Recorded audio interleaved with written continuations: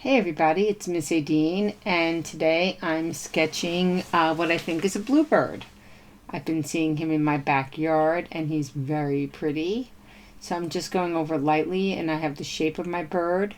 Birds are simple circles and ovals and sort of rectangles.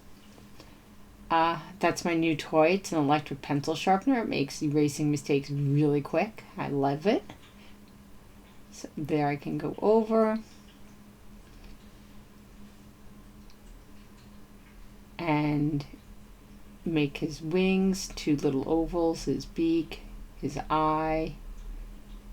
And I'm just outlining where some of the darker colors are going to go. And now I'm filling in with a really light blue pencil going in the direction that his feathers would go in. And they have a lot of details, these birds, a lot of different colors of blues in their feathers. So they're sort of beautiful. Well, they are very beautiful. And it's kind of fun to make them.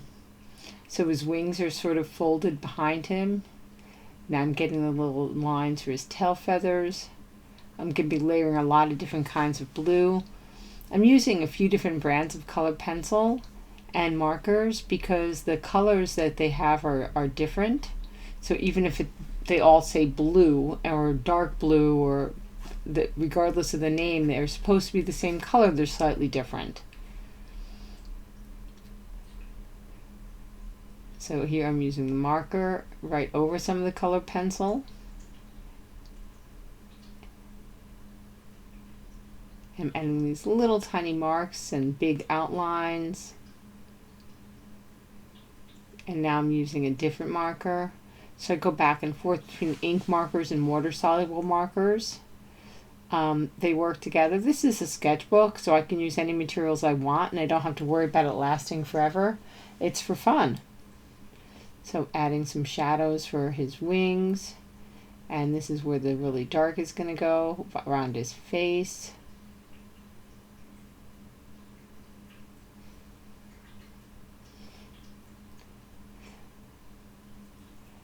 So I know I'm not getting the perfect markings for him. I would need a really good photograph to be looking at while I work. And I know what they look like, but I'm sort of going from memory. So I'm not worried about making it perfect. I just want it to look like the way I remember it. So here I'm using a Crayola marker, which is a water-based marker, to add the dark, some of the black. And it goes right on top of the colored pencils on the other marker without a problem. It's really nice to work with different materials.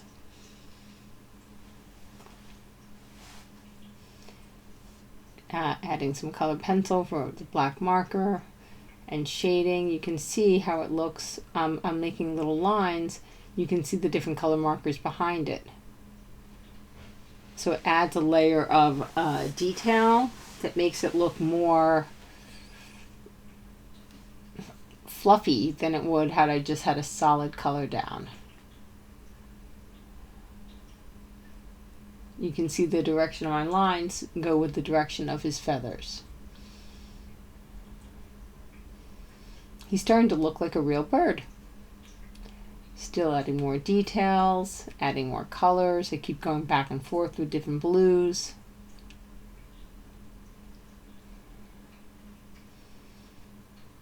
And now I'm using a crayon for the background. You can see that there's a big part of his belly that's sort of white. His underbelly is all white feathers. I'm going to have to figure out a way to make it look more like feathers. Because it is on white paper, it's a little bit more difficult.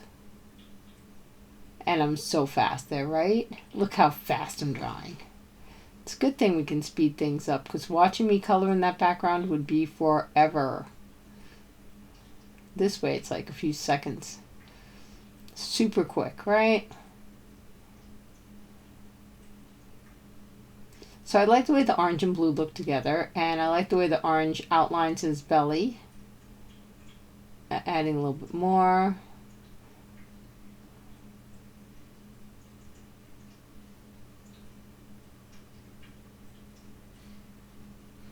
And now I'm using a Sharpie to go over my marker. It's a really fine tip, so it gives you more details.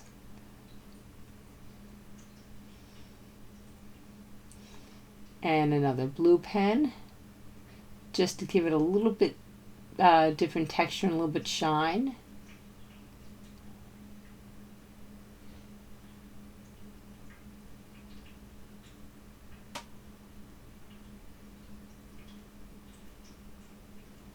And I can add those little marks that make it look like it has striped feathers. He's starting to be a very handsome bird.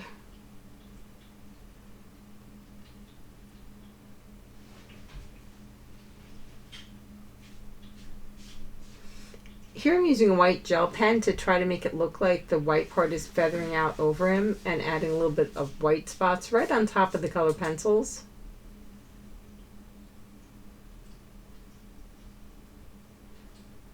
And I love gel pens, white pens, for this reason, paint pens or gel pens, because you can add details and highlights right on top of any medium you've been working with.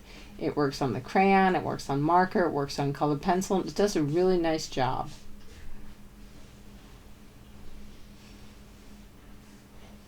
That little bit of white right on top of his eye makes his eye look way more alive than it did as a solid black circle. Now I'm using a brown crayon, feeling in the branch.